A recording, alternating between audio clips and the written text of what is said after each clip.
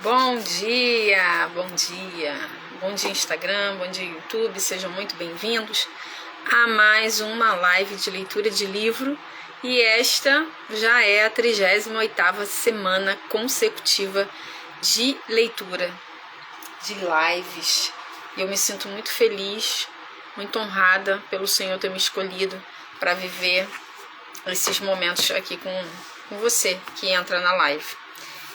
E como a gente faz todos os dias, nós vamos ler o que Deus tem para nós hoje no devocional Mulheres, de Viviane Martinello, tá bom? Hoje é dia 26, gente, hoje já é dia 26. E eu quero fazer uma pergunta para você. Hoje é dia 26 de março, estamos na última semana de março. Última semana de março. E como estão os seus resultados?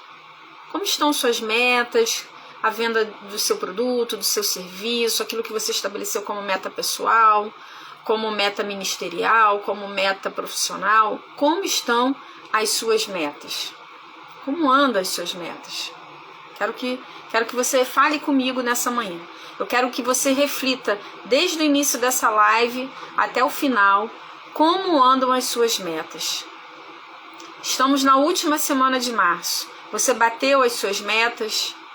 Você tem metas? Você tem metas, mas conseguiu criar um plano de ação? Você conseguiu executar? Eu quero que você pense nisso, tá? Mas vamos para o devocional de hoje, ver o que Deus quer falar com cada uma de nós. Cuidado com o ativismo. Jesus lhes disse: vamos... Sejam muito bem-vindas. Muito bem-vindas, gente. Estou lendo o devocional, já vou iniciar a leitura do livro. A gente está lendo esse livro aqui, ó. O Deus que Destrói Sonhos. E eu já estou ficando apavorada com esse livro, porque ele é muito bom. Tem mexido com as minhas estruturas, com aquilo que às vezes a gente acha que sabe, que pensa. E tem me sacudido. E junto com o livro que eu tô lendo, fazendo o meu devocional, porque eu leio um lá e leio um outro aqui com vocês, eles estão, gente, na mesma sintonia, eles estão falando a mesma coisa. Claro que em linguagens diferentes, porque os autores são diferentes. Esse aqui é o Rodrigo Bibo, o outro lá, se eu não me engano, acho que é o... Ai, meu Deus... Esqueci o nome dele. Esse aqui ele é do Jesus Copy. Esqueci o nome dele. Ele é o filho. Esqueci, vocês devem saber melhor. Eu não sou muito de guardar nomes não, assim não. Mas extraordinário os dois livros aqui, tá? Mas vamos pro devocional. Eu vou fechar aqui um pouquinho, porque a página do devocional, ela é muito clara e dá um reflexo aqui. Jesus lhes disse: vamos sozinhos até um lugar tranquilo para isso. Douglas Gonçalves, isso aí. Obrigada, gente. Jesus lhes disse: vamos sozinhos até um lugar tranquilo para descansar um pouco, pois tanta gente ia e vinha que eles não tinham tempo para comer. Marcos 6,31. Constantemente estamos sendo engolidos por exigências vindas de todos os lados, tanto de outras pessoas quanto de nossas cobranças internas. E mesmo que nos esforcemos muito, não será suficiente para atender todas as demandas que nos cercam. Sejam bem-vindas, vão chegando e vão enviando o aviãozinho, gente. Hoje vai ser tremendo, hein? Vez e outra, seja bem-vinda. Vez e outra, podemos até nos sentir esmagadas, perdidas e cansadas ao tentar realizar diversas tarefas ao mesmo tempo, multitarefas. Temos de entender que o ativismo é capaz de destruir a nossa vida.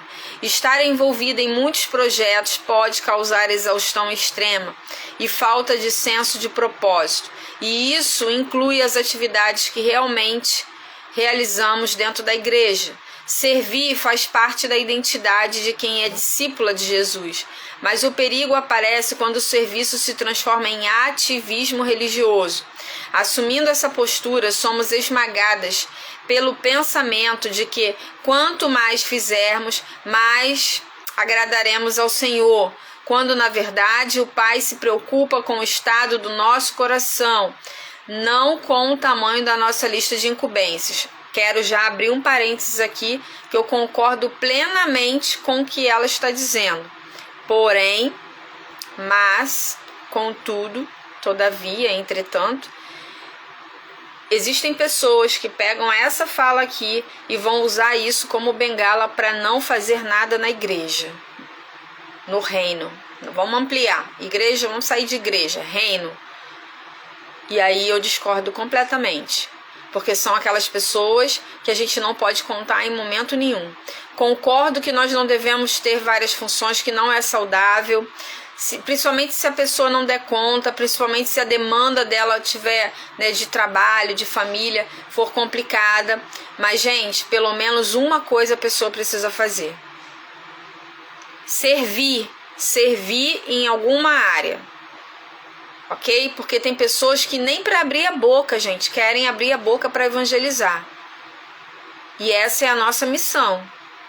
A nossa missão é pregar o evangelho, utilizando nossos dons, nossos talentos, os que gostam de falar, os que gostam de cantar, os que gostam de dançar, os que gostam de arrumar, os que gostam de fazer comida e ali contribui para o movimento, os que gostam de visitar, os que gostam de cuidar, ensinar. Tem inúmeras maneiras de você colocar em prática seus dons, que é aquilo que você já nasceu com ele, os seus talentos, que é o que você desenvolve. Não, eu sou boa nisso, mas eu quero ser boa nisso, então eu vou desenvolver esse talento aqui. O talento você não nasce com ele, mas você desenvolve. Lembra a parábola dos talentos? Foi lhe dado, você recebe em um determinado momento da sua vida. E aí você desenvolve. Ou você enterra, ou você negocia, como a parábola lá. Tá? Então, abri esse parênteses aqui. Porque muitas pessoas vai ler um devocional desse e vai pegar essa parte aqui. Tá vendo? Por isso que eu não vou fazer nada. Porque Deus quer só o meu coração, a minha adoração. Ele quer a sua adoração. Você tem que estar ali em adoração. A adoração vem em primeiro lugar. Mas o trabalho, o serviço também vem. Desde que dosadamente. Tá? É como se muitas de nós estivéssemos presas em rodas gigantes de afazeres intermináveis, que dão sensação de movimento, sem nos levar a lugar algum. Nossa geração está desgastada e necessita urgentemente correr para a presença de Deus, a fim de que Ele ajuste os corações e as agendas. Caminhar com o Senhor é compreender que quando depositamos a correria, as preocupações e as muitas demandas aos seus pés, recebemos de volta paz, contentamento e descanso. Aprenda a desacelerar para que você perceba que a cura do cansaço e da ansiedade vem da simplicidade de uma vida ajustada ao que realmente importa. Talvez você tenha de dizer mais nãos do que sims e recusar compromissos promissores para priorizar a sua saúde e seus relacionamentos familiares. Exatamente, o não te posiciona, já falamos sobre isso aqui. Busque no Senhor o que se encaixa em sua realidade. Dessa forma, você se verá livre das exigências e andará no ritmo de Deus. E aí vem exatamente aquilo que nós falamos. Não quer dizer que você não vai fazer nada.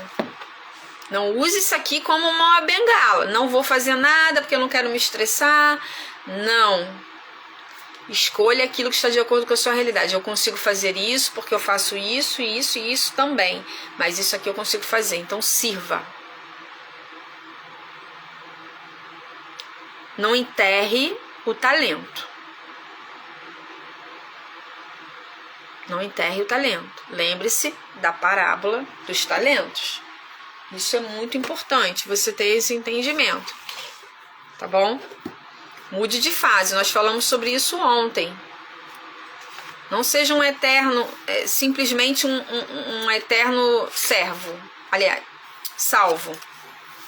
A pessoa se converteu, tá ali na igreja, se converteu tem 30 anos. Mas ela age ainda, depois de 30 anos, como um novo convertido.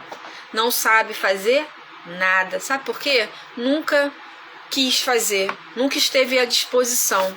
Deixa eu ver aqui, se abrindo aqui, se vai melhorar.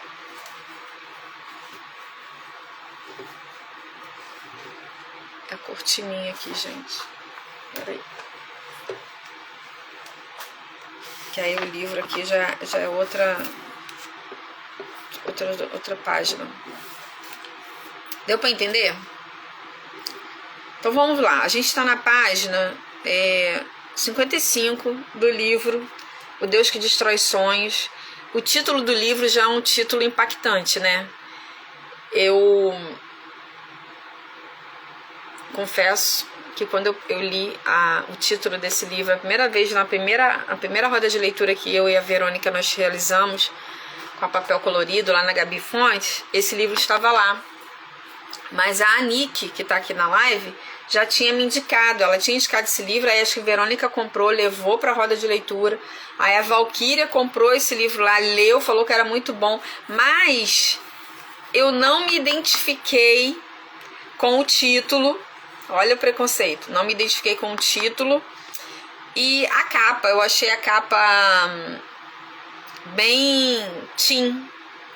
Vocês concordam? Que a capa atrai um público mais para adolescente? Mas esse livro, gente, ele engana bastante, tá? Se eu não fosse comprar eu não compraria esse livro pela capa.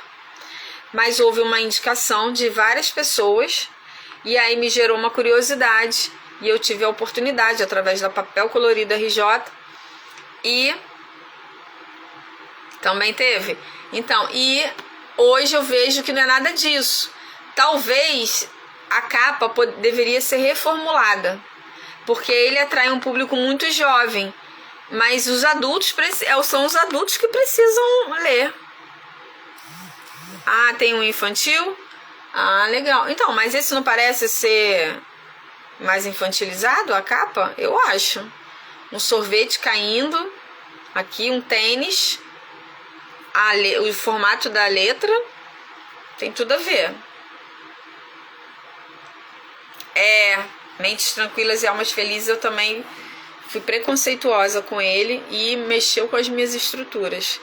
Me trouxe um ensinamento base, que é sobre a discórdia, sobre o conflito. Deus, ele até habita em um ambiente de discórdia e conflito. Ele não te abandona, ele está ali. Mas a bênção dele não é liberada em um ambiente que possui discórdia e conflito.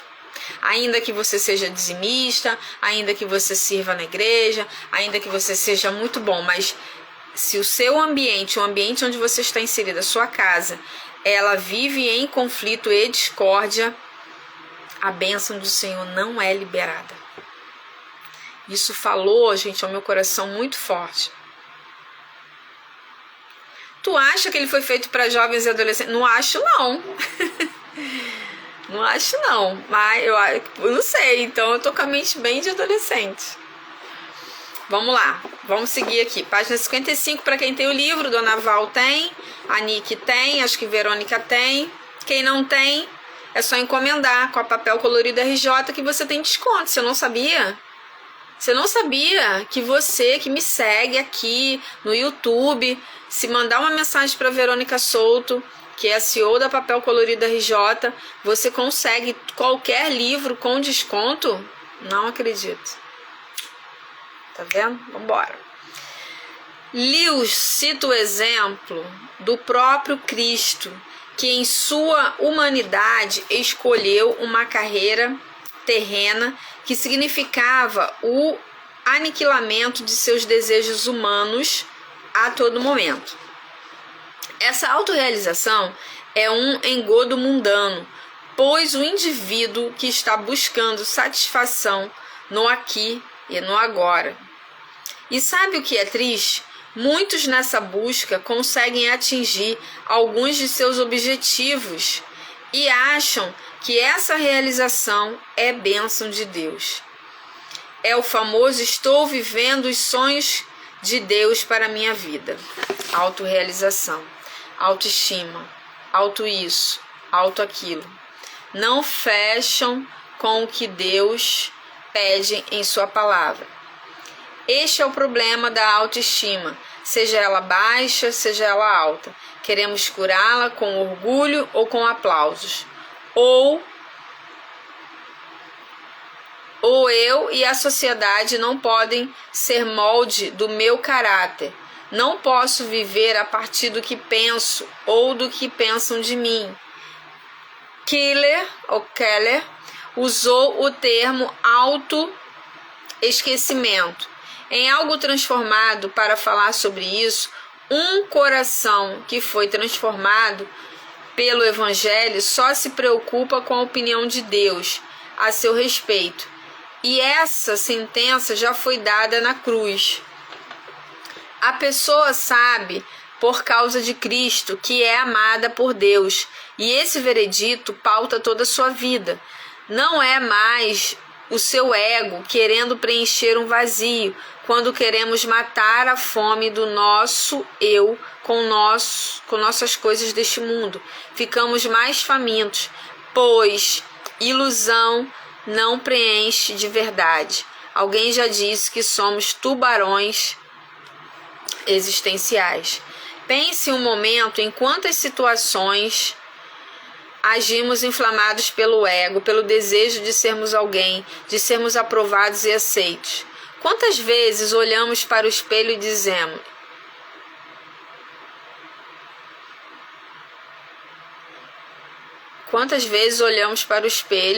e dizemos: eu mereço isso, eu vou fazer acontecer, eu preciso ser reconhecido, entre outras frases de autoafirmação. Só sondamos nossas intenções mais profundamente, veremos um ego querendo aplausos. A humildade do Evangelho mata a necessidade que tenho de pensar em mim. Na verdade, deixo de pensar em mim mesmo. É o descanso bendito que somente autoesquecimento nos oferece. A humildade verdadeira, o que brota do Evangelho, significa ter o ego satisfeito, não inflado. Estamos falando de autoestima elevada, não de baixa autoestima, de jeito nenhum. Um ego transformado é só mais uma parte de mim que cumpre a sua função, como os dedos dos pés. Se estiver tudo bem, nem percebo que estão ali. Agora, se dou uma topada no pé da mesa ou na quina da parede, meu dedo machucado fica me lembrando da sua existência e todo momento chama atenção para si. Assim também é o ego do ser humano, sem o novo nascimento, que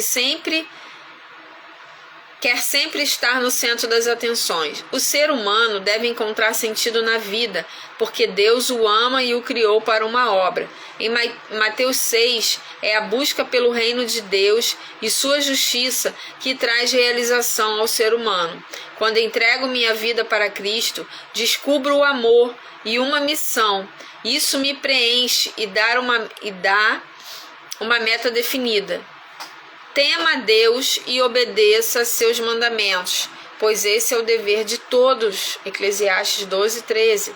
Repito aqui o resumo que Jesus fez no Antigo Testamento. Ame o Senhor, que ele fez do Antigo Testamento. Ame o Senhor, seu Deus, de todo o seu coração, de toda a sua alma e de toda a sua mente. Este é o primeiro e o maior mandamento. O segundo é igualmente importante. Ame o seu próximo como a si mesmo. Mateus 22, 37 a 39. Leia o que Paulo escreve aos Coríntios. Ele morreu por todos, para que os que recebem sua nova vida não vivam mais para si mesmos, mas para Cristo, que morreu e ressuscitou por eles. 2 Coríntios 5,15. Não viver para si mesmo é auto-esquecer-se. Esse livro, ó, ele tem as páginas de respiro, ó. Eu falei para vocês, tá vendo? Ele tem intervalos entre um capítulo e outro, ele tem imagem. Para que serve as páginas de respiro? Essas páginas aqui que às vezes vem com uma frase, muda a cor, é para te conduzir a uma reflexão pós o capítulo que você leu. É para você parar. Ok? Capítulo 3. Os sonhos de um discípulo. Estamos já no capítulo 3. Minha filha, Milena, de 6 anos, disse que quando crescer quer ser dona de uma lanchonete para ajudar os pobres. Olha que legal, ela quer ser empresária e solidária. Está no caminho certo, está sonhando como uma discípula de Jesus. Afinal, ser um seguidor de Jesus altera a nossa perspectiva de vida. Mas o que significa ser um discípulo de Jesus? A Bíblia define como discípulo aquele que se submete à disciplina de Jesus. Lucas 6,46. Só isso já deveria nos causar um frio na espinha. Falo isso porque vejo muitas pessoas indo para ele sem essa perspectiva de discipulado e disciplina. Muitos estão fazendo o que o jovem rico quis fazer, ser seguidor de Cristo, sem abandonar os ídolos do coração. John Stott, em seu livro O Discípulo Radical, defende a ideia de que não deveríamos ter abandonado o termo discípulo para se referir aos seguidores de Jesus, visto que o termo cristão só aparece 3 vezes na Bíblia. Ele afirmou: ambas as palavras cristão e discípulo implicam relacionamento com Jesus. Porém, discípulo talvez seja mais forte, pois inevitavelmente implica relacionamento entre aluno e professor. Isso faz bastante sentido para mim, pois quando penso em discípulos, seja de quem for, eu imagino pessoas que pelas suas características lembram o seu mestre ou guia. E é assim, quando a gente pensa, quando a gente fala assim, por exemplo, a gente tem uma liderança, né? E a gente fala assim, olha, fulana é discípula, por exemplo, do Silas Malafaia. Aí a gente pensa no Silas Malafaia, a personalidade dele, no comportamento dele, e a gente imagina que os seus discípulos, ou aquela pessoa em especial, ela se parece com ele em opiniões, posicionamento, comportamento, na maneira de falar, maneira de conduzir, de dirigir, de fazer a gestão. A gente imagina que tenha o quê? Os mesmos pensamentos, os mesmos trejeitos. E quando a gente fala de discípulos de Jesus, a gente lembra o quê? Por isso que eu costumo dizer que o cristianismo, ele não é uma religião, ele é um estilo de vida. Jesus tinha, enquanto estava aqui na terra, um estilo de vida. Um estilo de vida itinerante, um estilo de vida em que ele não era preso a nada material. Jesus se hospedava nas casas das pessoas que abriam as portas e comia o que lhe era servido, não tinha luxo. Ele, na verdade, ele tinha estratégia, mas ele não tinha uma rotina, não era todo dia as mesmas coisas, ele vivia novidade o tempo inteiro. Claro que debaixo de um plano, né, gente? Porque ele sabia até quando ele sentia, ainda que ele não soubesse. Não, ele sabia né? Quando as coisas aconteceriam, ele sentia ali que falava para os discípulos da maneira dele que estava perto, que as coisas iam acontecer, que em breve isso, aquilo, ele sabia. Mas ele não tinha aquela rotina pré-definida. Então, quando a gente vê passagens ali da Bíblia em que os discípulos descobriam naquele dia ali que iriam para tal cidade, para tal lugar, ou que ficariam ali mais um tempo, Jesus sabia, mas eles não tinham um script. Talvez na sua mente tenha passado agora alguma imagem que remeta a uma seita religiosa. Aquele pessoal vestido igual, seus rituais, tudo sem diversidade, espaço. Bem, deixe-me dizer a você que não é bem esse o conceito de discípulo de Jesus. Algumas igrejas já uniformizaram seus fiéis e os estereotiparam a ponto de ser fácil identificá-los na rua. Era bem comum se ouvir: lá vai o crente. Nesse caso, a indumentária era um dos marcadores da presença do crente na sociedade. A roupa, o estilo, blusa de manga, gravata, a Bíblia embaixo do braço, né? Existia várias formas de você identificar: terno, vestidos longos, né? Várias coisas que a gente há um tempo atrás conseguia identificar. Hoje, quando a gente sai às ruas e tá caminhando para ir para a igreja ali, às vezes você passa por pessoas que ainda vivem, né, focadas nesse estilo de que crente é só quem usa blusa de manga ou vestido longo, não usa calça, não usa blusa de alça. E quando você está com uma calça jeans ou com uma regata, e aí você passa por essa pessoa, sua Bíblia não está exposta dentro da bolsa, e aí você dá a paz do Senhor para essa pessoa, a pessoa sente uma resistência. Quem já viveu isso?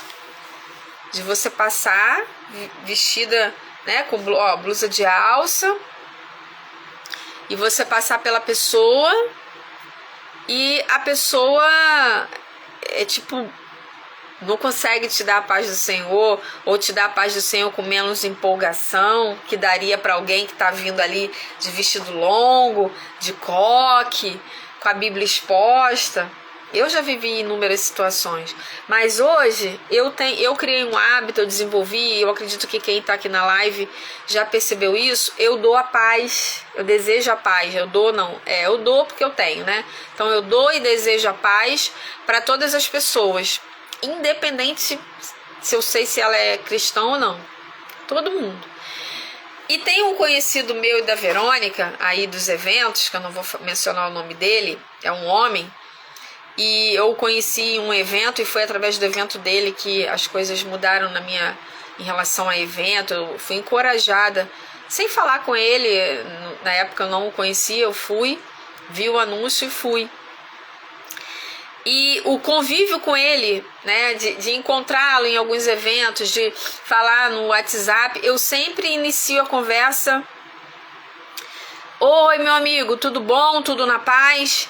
Gente, e ele, quando vai puxar assunto comigo, não respondendo a minha mensagem, mas tipo, esses dias mesmo ele me mandou mensagem para falar que vai acontecer o evento em junho ou julho, e que quer contar comigo, com a minha ajuda e tal.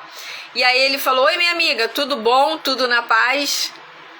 E aí depois de um tempo eu descobri que ele está, né, afastado dos caminhos, e ele já entrou na minha linguagem. Então aquilo que você fala todo dia, se você fala com gíria todo dia, é isso que vai permanecer. Mas se você utiliza uma linguagem cristã, e a sua, não tem que ser igual de todo mundo, isso vai ficar, gente, na mente da pessoa. Olha, a menina que eu encomendo os salgados desde o RDN, a rodada de negócios para mulheres empreendedoras que eu fiz em 2023. Eu não a conheço pessoalmente, ela mora na rua da minha casa.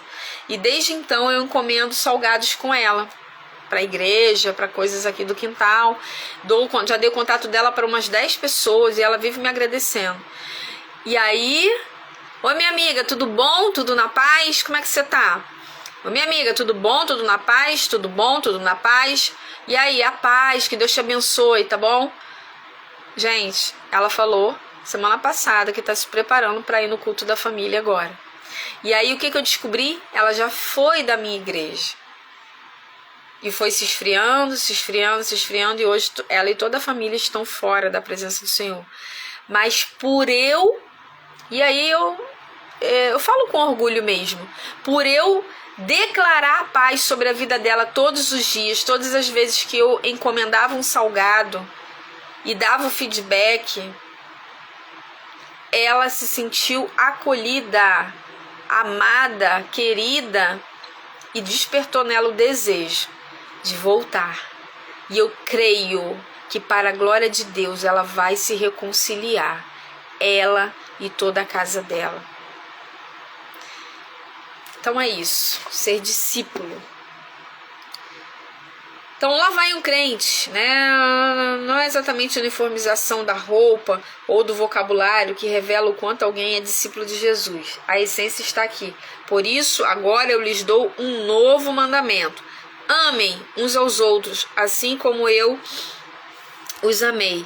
Vocês devem amar uns aos outros. Seu amor uns pelos outros provará ao mundo que são meus discípulos. Então, é o amor uns pelos outros. Essa palavra me lembra de uma coisa: ser mais tolerante com as pessoas, ser mais flexível.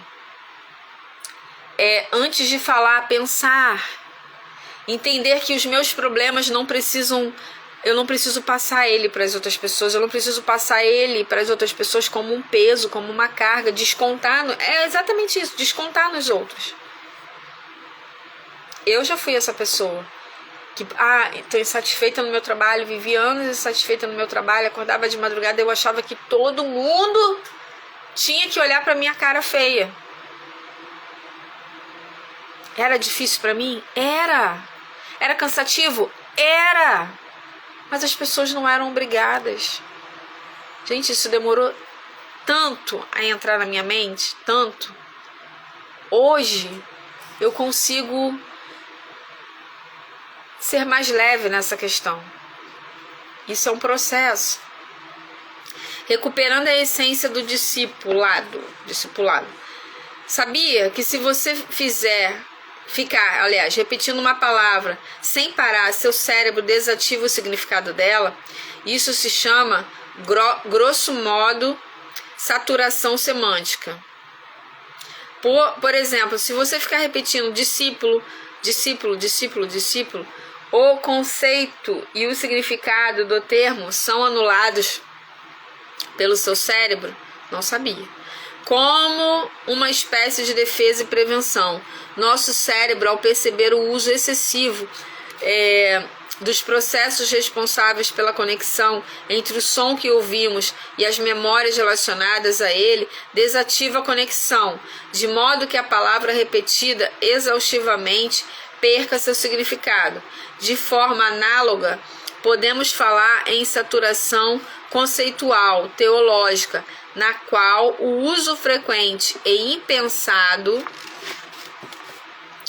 de determinado conceito ou expressão pode nos levar a perder a compreensão do seu sentido. Eu não tenho dúvidas de que cruz ou carregar a cruz sofreram um esvaziamento de sentido ao longo dos séculos. A cruz está tão incrustada em nossa cultura que na maioria das vezes perdemos de vista o real significado dela. Vamos ao Evangelho de Lucas para resgatar o real sentido da cruz e para entender por que é importante a crucificação de nossos sonhos. Lucas registra uma fala de Jesus que, sem sombra de dúvida, assustou seus ouvintes. Se não tomar sua cruz e me seguir, não pode ser meu discípulo. Lucas 14, 27. Na cabeça daqueles que ouviram essas palavras ao vivo, a afirmação soou como insanidade ou um soco no estômago. Pense comigo, antes da crucificação de Cristo, a cruz não tinha esse significado de salvação. Significava apenas tortura, rejeição e maldição. Significava castigo. Ser crucificado era o destino de pessoas maldosas, da escória da sociedade. Era um símbolo de vergonha, enquanto os discípulos tinham em mente um projeto de conquista e poder, um caminho em direção ao trono. Estava falando de rendição e serviço, de caminhar em direção à morte, de carregar um símbolo de vergonha e de dor. No mesmo contexto em que convoca os candidatos a discípulos a carregarem a cruz, Jesus conta duas parábolas que ilustram muito bem o preço de ser um discípulo dele. A primeira fala de planejamento. Jesus pergunta: quem começa a construir uma torre sem antes calcular o custo e ver se possui dinheiro suficiente para terminar? Só alguém que quer passar vergonha, pois os outros dirão: esse aí começou a construir, mas não conseguiu terminar. A segunda parábola fala da rendição. Jesus exalta a esperteza de um rei que se rende quando percebe que o exército do oponente é maior. Depois de contar... Show, amiga. Depois de contar essas duas passagens, Cristo arrematou da mesma forma: ninguém pode se tornar seu discípulo sem abrir mão de tudo que possui. Existem dois tipos de seguidores de Jesus: os discípulos e a multidão. Nós já até falamos sobre isso aqui em outros momentos, principalmente no livro Especialista em Pessoas, do pastor Tiago Brunet. Como um se distingue do outro? Simples. Os discípulos estão submetidos à disciplina cristã, enquanto a multidão só se encanta com suas palavras e busca seus milagres.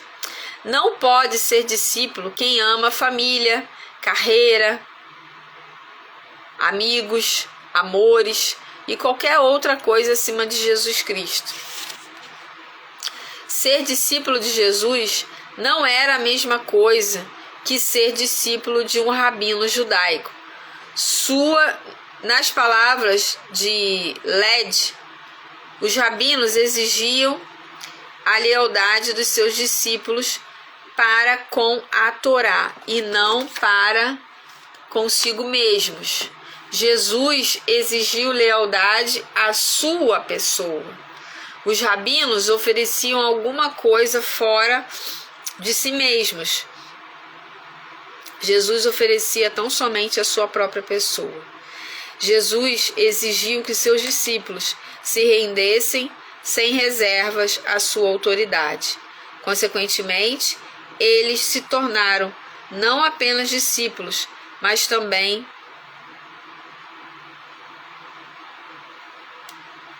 douloi, escravos. Dessa forma, acho que isso significa escravos, é isso? Deixa eu ver aqui, gente. Lembra do nosso caderninho, né? Douloi. Isso. É uma palavra grega, tá? Douloi é uma palavra grega que significa escravo. Já tem o significado aqui. Eu só vou anotar aqui.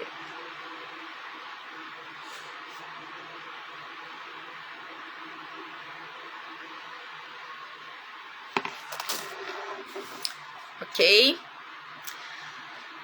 Dessa forma, discípulos cristãos são os que desprendem ou vivem tentando de suas vontades e seus anseios para se submeterem. Assim, a mensagem de Jesus.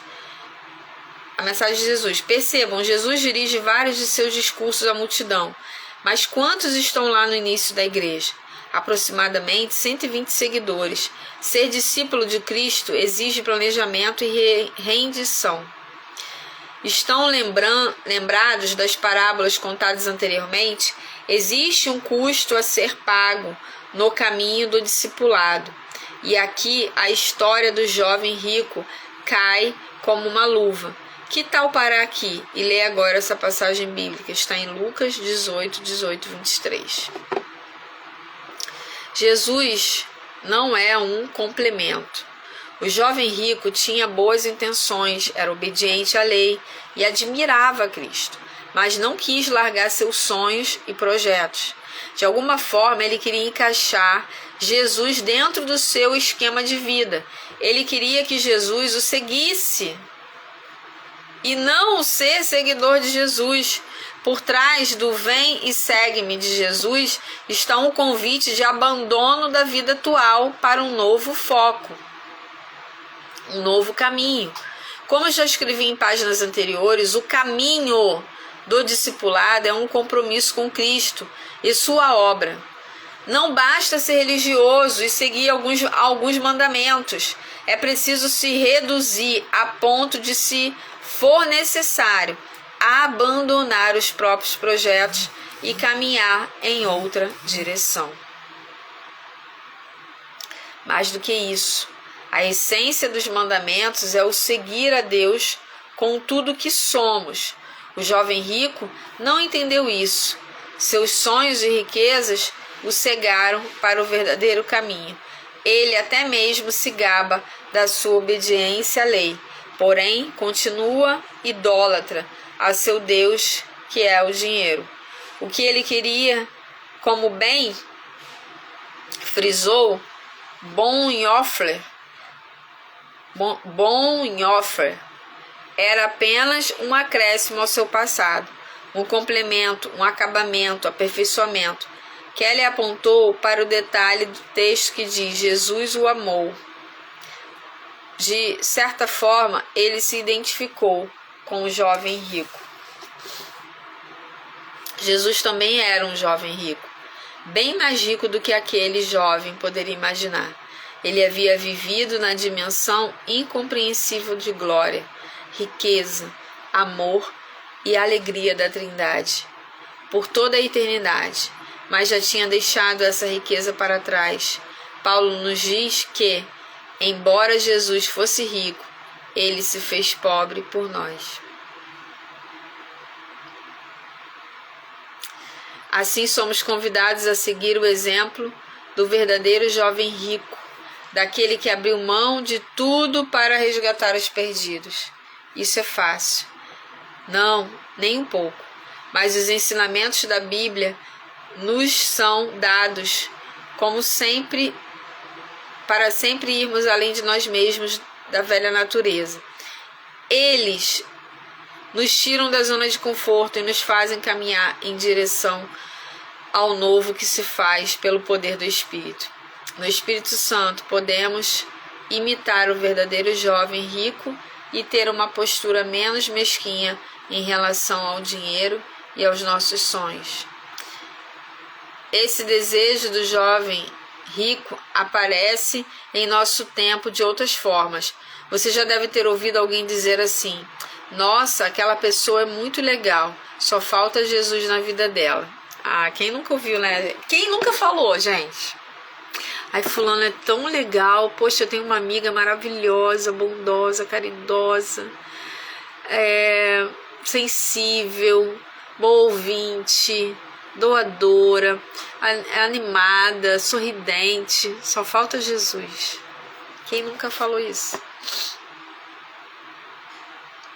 O vazio que você sente é do tamanho de Deus. Percebam que em ambas as frases, Jesus é complemento. Meu amigo e pastor Cacau Marques foi brilhante quando disse que Cristo não quer ser tapa-buraco, preencher um vazio. Ele quer nos destruir e nos reconstruir ao redor dele. Jesus não chama seguidores para apenas acrescentar algo à vida dele. Gente, isso aqui é importantíssimo. Jesus não te chamou para acrescentar algo à sua vida. Jesus não me chamou para acrescentar algo à minha vida. Ele não é complemento. Jesus não nos chama, seguidores, para apenas acrescentar algo à nossa vida. Eu vou só frisar aqui. Ele não é complemento.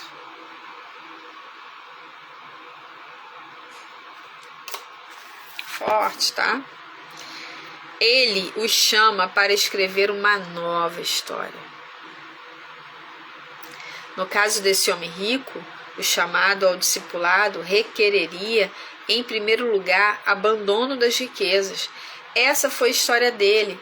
Com isso, Cristo não está dizendo que todos que o seguem devem ser pobres. Não é isso, tá, gente?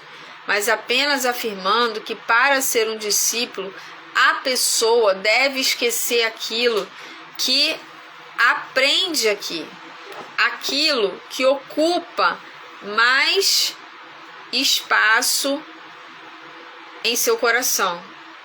Jesus nunca implorou que alguém o seguisse. Ele era embaraçosamente direto. Ele confrontou a mulher no poço com seu adultério, Nicodemos com seu orgulho intelectual, os fariseus com sua justiça própria. Ninguém pode interpretar. Arrependam-se, pois o reino dos céus está próximo. Como uma súplica, Jesus ordenou a cada pessoa que renunciasse os seus interesses.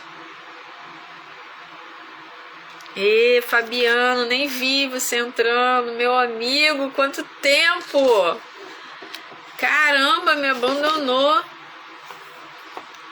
Pois manda notícia, por favor. Deixa eu pegar seu WhatsApp. Que é isso? Homem internacional.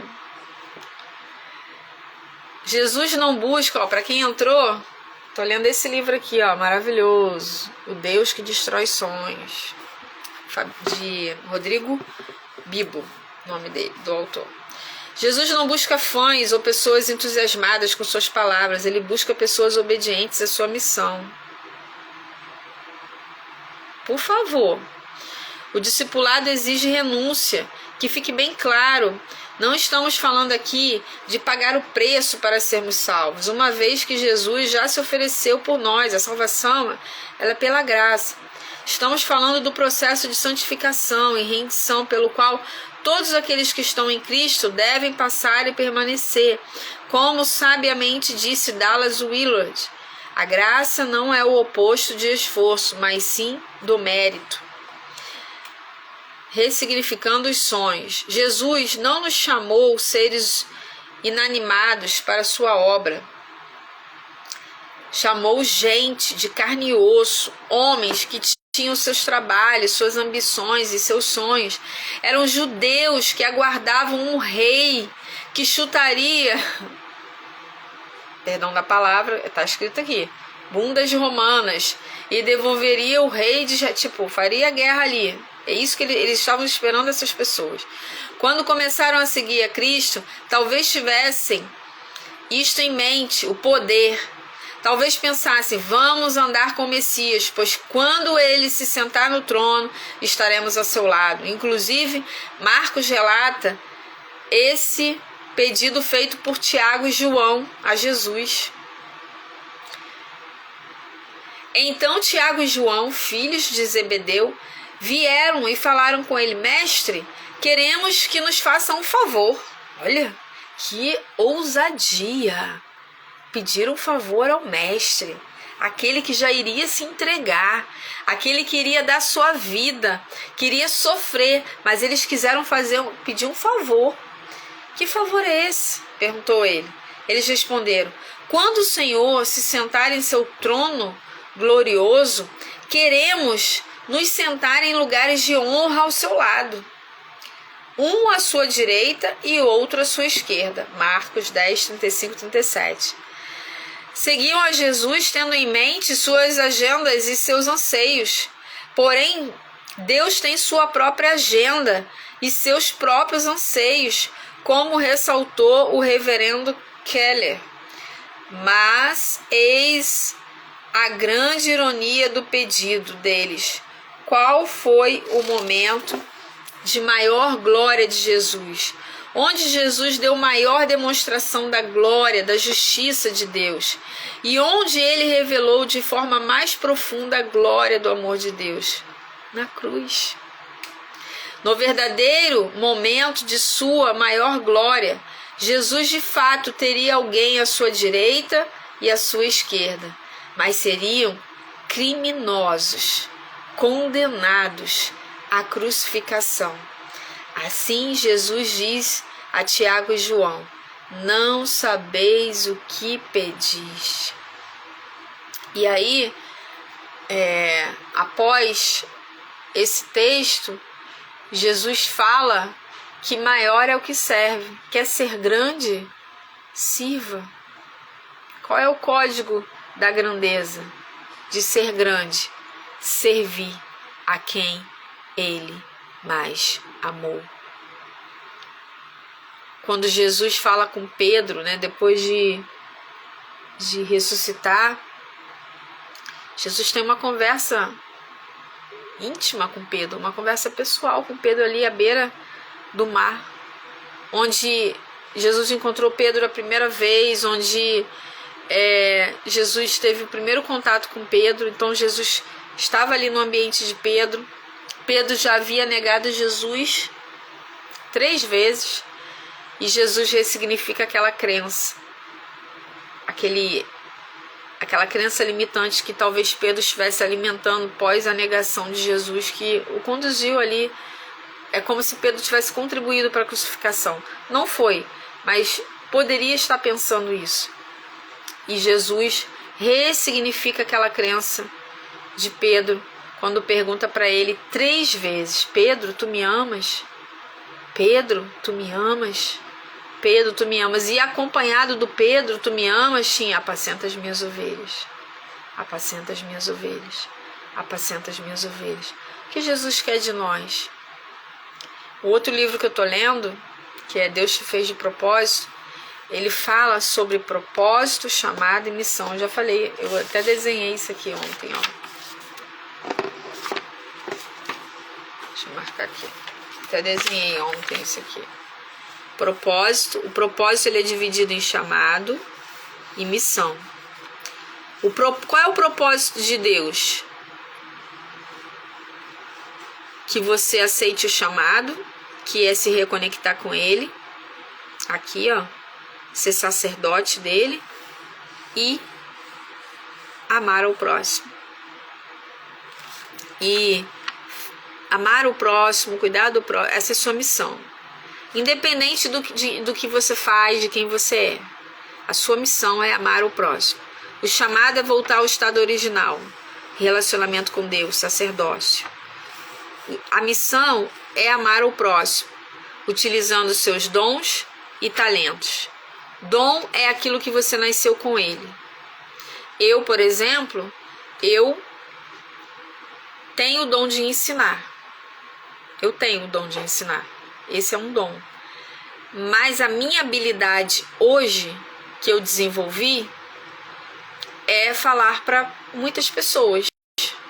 Eu amo falar para muitas pessoas. Eu poderia falar tranquilamente em um Maracanã lotado, com uma boa aparelhagem, né, gente? Eu falaria tranquilamente, mas isso eu desenvolvi. Então, dom é aquilo que nasce com você, talento é algo que você desenvolve.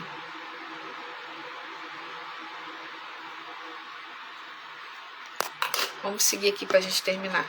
Acho que não dá pra terminar hoje o capítulo, a gente termina amanhã. O capítulo 3 é muito grande. Deixa eu ver, acho que eu vou parar aqui.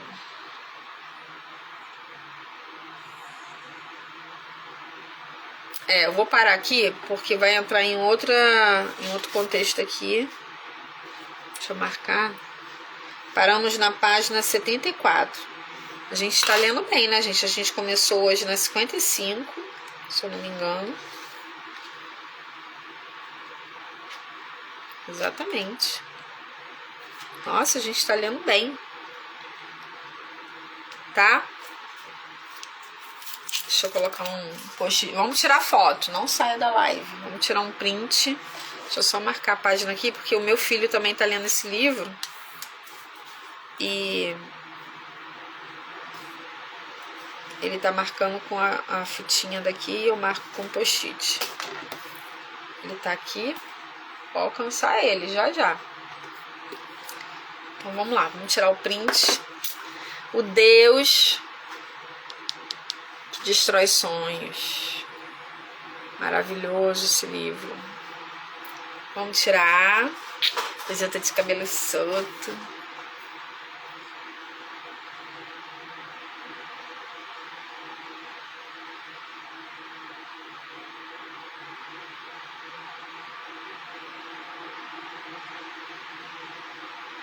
Foi, gente? Acho que foi, né? Me marca. Marca papel colorido RJ. A Verônica saiu aí da live. Ela tá com a filha, né? Tá lá no laboratório fazendo exames. Marca arroba papel colorido RJ. Tudo junto. E a Motivada para Motivar. Convide aí pra live. E vamos continuar. Amanhã a live é às 9 também. Eu tô gostando desse horário, tá?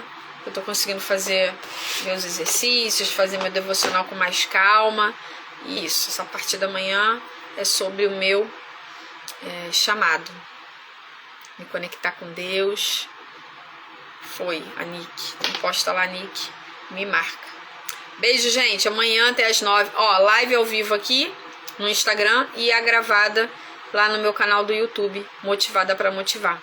Hoje eu vou subir todos os vídeos que estão atrasados hoje. Muita coisa, gente, para fazer, mas glória a Deus por isso. Beijo, até amanhã.